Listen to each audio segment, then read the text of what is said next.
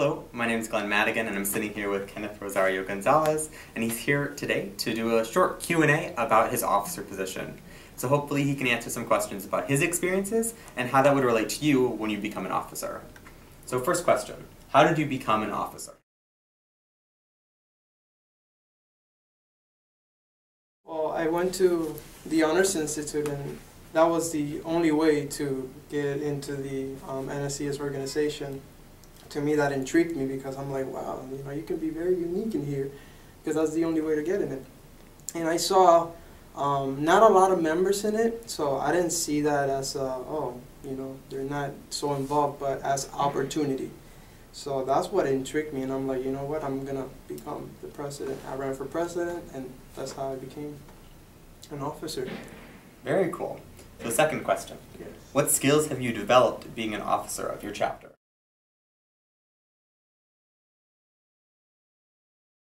Well, the skills I developed were through personal experience and leadership experience.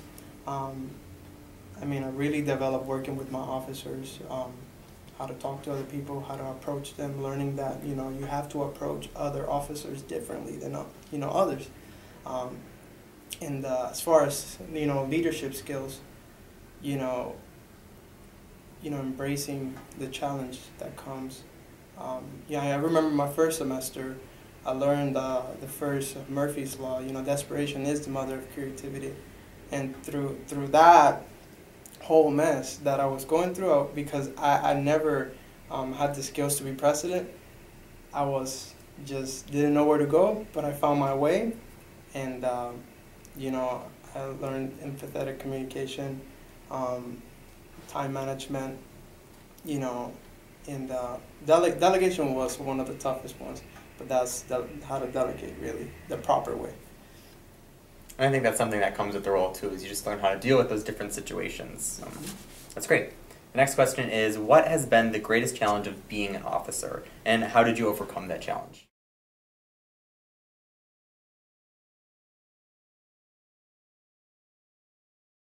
Well, from the skills that I learned, which was delegation was the hardest ones because a lot of my friends were officers.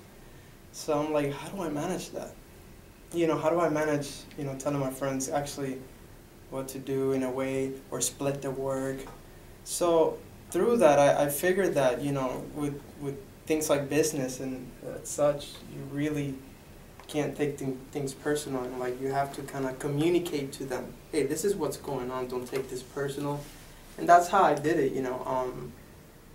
giving them deadlines. I learned that from my current NLC president, giving them deadlines consistently, and that way there's no excuse. So Amy you can learn from Amy. All right, we all learned a lot from Amy.